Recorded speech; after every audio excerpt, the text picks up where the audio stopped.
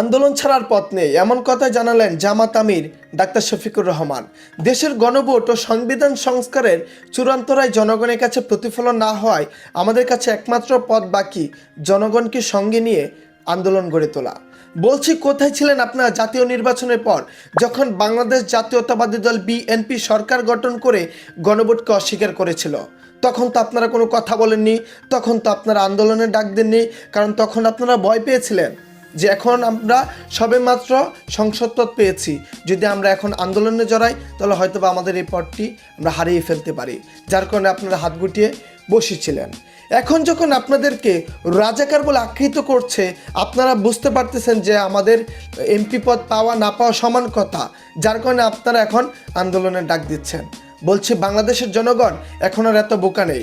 আপনি যদি একবার ভালো করে চিন্তা করে দেখেন, বাংলাদেশে একের পর এক গড়ে ওঠা আন্দোলন কি বাংলাদেশকে সংস্কার করতে পারছে? করতে পারে না, বরং বাংলাদেশে ঘটে যাওয়া একের পর এক আন্দোলন বাংলাদেশকে অবনতির দিকে ঠেলে দিয়েছে। আমার কাছে এটাই মনে হচ্ছে। আপনার কাছে কি মনে হয়? কমেন্টে জানান।